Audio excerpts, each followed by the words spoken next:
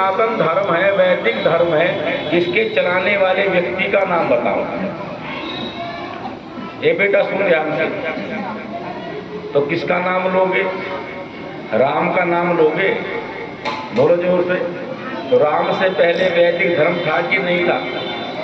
सनातन था कि नहीं? जोर से बोलो। अरे तो उसके बाप का नाम लो, दशरथ का, उनसे पहले भी था, हरिश्चंद्र से पहले भी था। किसी व्यक्ति का नाम लो जिसने वैदिक धर्म चलाया हो। आप कहो किसी व्यक्ति ने नहीं चलाया। याद रखना, मनुष्य संप्रदाय चलाता है, मत चलाता है, धर्म परमात्मा चलाता। वाह। कोई मनुष्य कभी धर्म नहीं चलाता, क्योंकि धर्म सबका एक होता है और मत सबके बोलो अलग अलग होते हैं। मत मतांतर में अंतर होता है, धर्म में अंतर नहीं होता है। और जैसे परमात्मा सनातन है, सनातन का अर्थ क्या है? एक होता है सनातन, एक होता है पुरातन, एक होता है नवीन। सनातन का अर्थ क्या समझ लीजिएगा। जो अपने को सनातन धर्म वाले लोग कहते हैं ना हम सनातन, वो सनातन को समझे नहीं आज तक। सनातन शब्द धर्मवाचक नहीं है, सनातन शब्द तो आयुवाचक है। सुनो कैसे। मैंने एक से पूछा आपका नाम क्या है? उसने कहा 30 साल। क्या कहा बोलो? 30 साल। वो तो उत्तर ठीक गलत है बच्चों? गलत। उत्तर गलत है ना? मैंने क्या पूछा था? आपका नाम। उसने क्या बताई? उम्र। तो मैंने कहा आपका नाम क्या? बोले 30 साल। मैंने कहा मैंने आपकी उम्र नहीं पूछी, मैंने आपका नाम पूछा है। मैंने पूछा आपका धर्म क्या है? आपने कहा सनातन। मैंने कहा मैंने धर्म का नाम पूछा, धर्म की आयु नहीं पूछी। अब बात समझ में नहीं आएगी आपको? दोबारा समझिए। सनातन, पुरातन और नवीन 3 शब्द हैं। मैं जहाँ तक समझता हूँ, ये जो विश्वेंद्र जी हैं ये मेरे से नवीन है, माने आयु में मेरे से कम है। कम होंगे? हाँ। अभी ज्यादा में गड़बड़ी में कितने साल? हाँ तो फिर तो कम है। तो ये मेरे से नवीन है कि नहीं? मेरे से आयु में छोटे, बोलो कम है, तो मेरे से नवीन है। और ये जो अपने वीरेंद्र कन्वर जी हैं, इनका नाम मैंने लिया है, ये मेरे से पुराने हैं। तो ये मेरे से पुराने हैं, ये नवीन है, ये पुरातन है। ये मेरे से बोलो नवीन, ये मेरे से पुरातन। अर्थात मेरे से एक पुरातन है और एक मेरे से बोलो नवीन है। जो अपने से बड़े हैं वो पुरातन, जो अपने छोटे हैं बोलो वो नवीन। पर जो सदा से हो और सदा ही रहे उसका नाम सनातन।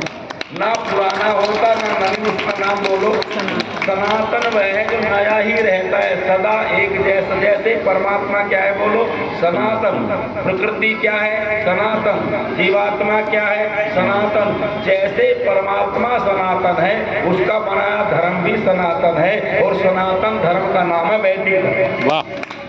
अच्छा का वेद से पहला कोई ग्रंथ दुनिया में है? जो सनातन कौन है? जैसे परमात्मा सनातन है, उसका ज्ञान भी बोलो सनातन है, इसलिए वेद ही सनातन है। और वेद के द्वारा प्रतिपादित धर्म का नाम ही बोलो सनातन धर्म। अब बात समझ में आई? पुराणों द्वारा धर्म सनातन नहीं हो सकता, तो नवीन हो जाएगा। इन लोगों ने सनातन धर्म को और वैदिक धर्म को अलग अलग कर दिया। सनातन धर्म ही नहीं है, सनातन तो धर्म की आयु है। धर्म तो बोलो क्या है? वैदिक, सत्य सनातन वैदिक धर्म। बात समझ में आ गई? अब धर्म की स्थापना कौन करता है? धर्म को परमात्मा बनाता है और मत मतांतरों को बोलो मनुष्य बनाता है। धर्म क्या है? धर्म है ऐसी चीज जिसके द्वारा व्यक्ति को अपने कर्तव्य का बोलो। अच्छा बच्चों बताओ, आपका धर्म क्या है? पढ़ना कि डंडे बजाना?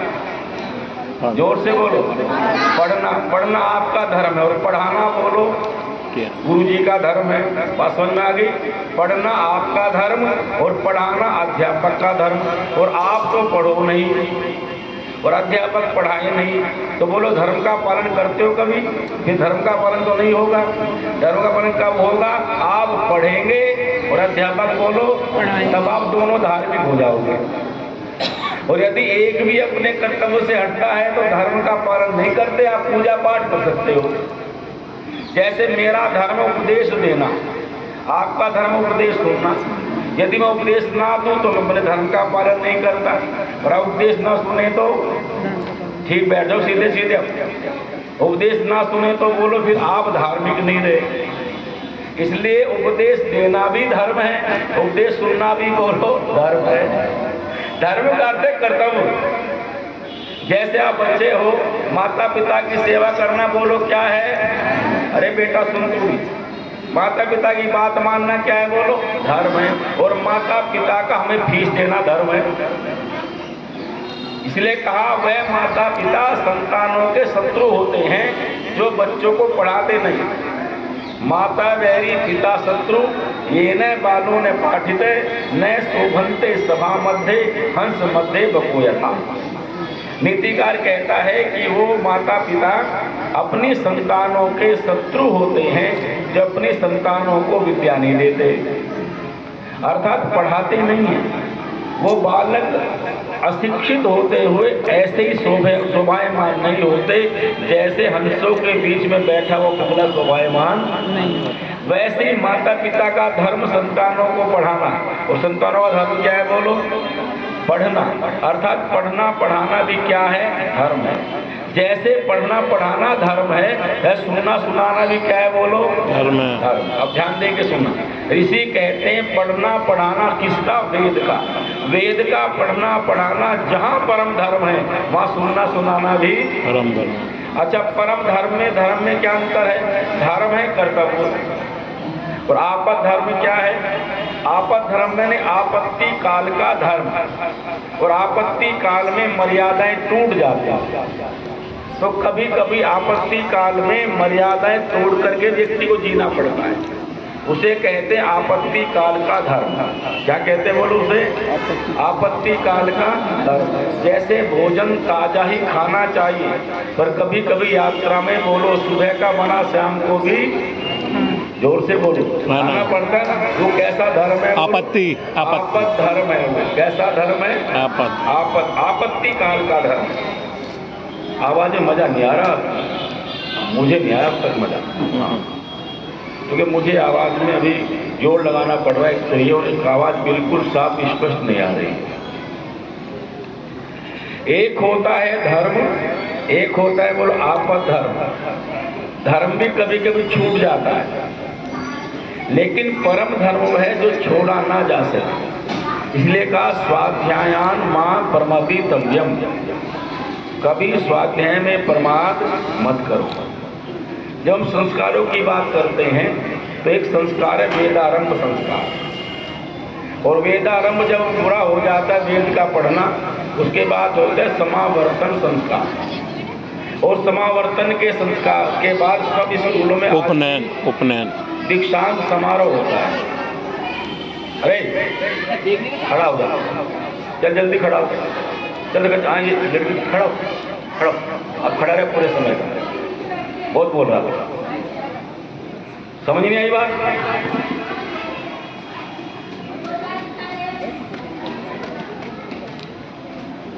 बैठ जा आराम से, बैठ जा जहाँ जगह मिले। कितनी बार मना किया, अब देखो कौन बोलता उसे पीछे ऐसे भेजूंगा। तो संस्कार होता है।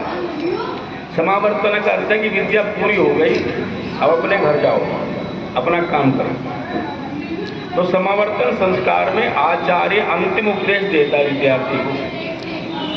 आजकल भी कॉलेज में स्कूलों में फेयरवेल पार्टियाँ होती हैं, तो जो होती नहीं होती 12वीं के बच्चों की, 10वीं के बच्चों की, ये अब आप हमारे स्कूल से जा रहे हैं, बस आपका दीक्षांत समारोह। आजकल दीक्षांत समारोह फेयरवेल पार्टी केवल डांस वांस करके खत्म हो जाती है। हमने उद्देश्य अपने सारे भुला दिए। इसलिए शिक्षा के मामले में बहुत पिछड़ चुके हैं, और शिक्षा के मामले में संस्कारों का कोई महत्व नहीं बचा है। इसलिए हम पढ़ लिख करके भी बहुत उन्नति नहीं कर पा रहे संस्कारों के माध्यम से। तो संस्कार रहे नहीं। पहले विद्यालय में धर्म शिक्षा, नैतिक शिक्षा पढ़ाते थे, वो भी खत्म कर दी सरकार ने। क्यों गुरु जी? नैतिक शिक्षा खत्म होगी ना, पहले पढ़ाते थे, अब खत्म कर चैप्टर नहीं रहा। पहले हमारा आपने पढ़ी है, लेकिन अब नहीं पढ़ाई जाती। सरकार ने कहा हमें नैतिक नहीं बनाना, अनैतिक बनाना है सबको। अब बेचारे अध्यापक क्या करें, सरकार ने पाठ्यक्रम ऐसा बना दिया कि कहते नैतिक शिक्षा की जरूरत नहीं है, बस इंजीनियर बनाओ, डॉक्टर बनाओ, लेकिन नैतिक मत बनाओ। नैतिक बना देंगे तो इनके अंदर दया आ जाएगी, ये फिर दूसरे के सुख दुख को समझेंगे, फिर गरीब का इलाज भी बिना पैसे कर सकते हैं, नैतिक बना दिए तो।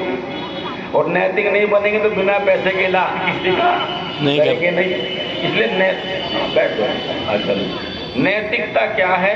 नैतिकता नैतिक शिक्षा से आती है और वो धीरे धीरे संपन्न होकर समाप्त हो गई। तो जब समावर्तन संस्कार होता था गुरुकुलों में, अभी तो बैठे रहने तो भाई आचार्य जी आप क्यों परेशान कर रहे हैं? नैतिक शिक्षा क्या कहते हैं वो लोग? नैतिक शिक्षा का अर्थ है मनुष्य कैसे बने, हमारे जीवन में अच्छे संस्कार कैसे हैं। और देखो आप देखिए, जब हमारे जीवन में अच्छे संस्कार आते हैं तो हमारा बड़ा मान सम्मान होता है। तो जो दीक्षांत समारोह होता था उसे कहते हैं समावर्तन संस्कार, उसे कहते हैं विद्या का स्नान करना, इसलिए कहते हैं स्नातक। माने इसने अब विद्या का स्नान कर लिया है, अब ये स्नातक हो गया।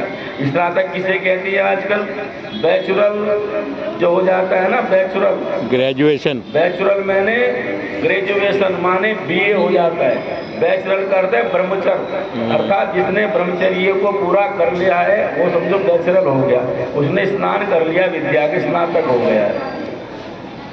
और जैसे ही विद्या का स्नान कर लिया तो आज वो गुरुकुल से जाता है ना, तो उसे गुरुजी अंतिम उपदेश करते हैं, बेटा ध्यान दे के सुनो, संसार में जब आप कर्म क्षेत्र में जाओगे पढ़ लिख करके बड़े बन के, तो हमें कैसे अपने जीवन को जीना है, 3-4 शब्दों में गुरु कहता है।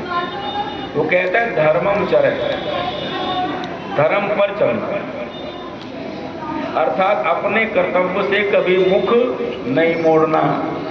फिर का सत्यम वद, सत्य बोलना। क्या बोलना बेटा? सत्य। अच्छा आप तो सब सच बोलते होंगे। हाँ बढ़िया है कि सत्य बोलना चाहिए, झूठ बोलना चाहिए। हाँ बोलना सत्य चाहिए, पर हम सत्य कम बोलते हैं क्योंकि हमें झूठ बोलने में मजा आता है ना, झूठ बोलने से आनंद रहता है। तो कहा सत्य बोलना चाहिए, सत्य मद धर्मम चरे। और आगे कहा जो हमारे सुचरितानी है, देखो आचार्य कितनी बड़ी बात बोलता है, सुचरितानी मैंने जो हमारे अच्छे गुण हैं उनको तो तुम धारण करना, पर यदि हमारे में कुछ कमी हो ना उन्हें धारण मत करना। अच्छा बोलो कमी सब में होते नहीं होते? तो अध्यापक कहते हैं भैया हमारे गुणों को देखना, वो गुणों को मत देखना, और गुणों के आधार पर मत चलना, हमारे गुणों को देख के चलना, क्योंकि अवगुण तो सब में होते, हम में भी एक तो हो सकता है, पर ना जो सुचरितानी है उन पर ध्यान मत देना, सुचरितानी जो हमारे सुंदर चरित्र हैं उन्हीं को अपने जीवन में धारण करना। और फिर अंतिम बात कहते हैं स्वाध्यायाम मां प्रमदितव्यम, तुम कुछ भी कर लेना पर विद्या अध्ययन में पढ़ने में कभी प्रमाद, इसलिए पढ़ना जीवन भर चलता है। सुन बेटा, अभी उसको खड़ा किया था ना, अब तुम्हारा नंबर आ जाएगा, ठीक से बैठ। क्या कहा बोलो? कभी भी पढ़ने में प्रमाद, किसके पढ़ने में? बोले वेद के पढ़ने में प्रमाद मत करना। इसी बात को दयानंद ने लिखा, जिस दयानंद कहते हैं वेद का पढ़ना पढ़ाना, सुनना सुनाना सब आर्यों का धर्म है। आर्यों का अर्थ केवल आर्य समाजियों से नहीं है, आर्यों का मतलब है सब मनुष्यों का, क्योंकि सब मनुष्यों का पहला नाम क्या है बोलो? आर्य ही है। परमात्मा ने सबका नाम आर्य रखा, इसलिए सब आर्यों मैंने सब मनुष्यों का। अरे जब तक सब मनुष्य ये पढ़ते रहे वेद, तब तक सब मनुष्यों के भीतर मानवता रही, विश्व प्रेम बना रहा। और वेद छोड़ करके पता नहीं क्या क्या पढ़ने लगे, तब झगड़े खत्म शुरू हो गए। इसलिए वेद का पढ़ना पढ़ाना, सुनना सुनाना सब आर्यों का। अच्छा वेद में ऐसी कौन सी बात है जो वेद को ही पढ़े? अन्य चीजें भी तो हमारे पास है, अन्य ग्रंथ भी तो हैं। तो ऋषि कहते हैं देखो अन्य ग्रंथों में मजहबी बातें हैं, वेद में मजहबी बातें नहीं है, वेद में मानव मात्र के निर्माण की बात है।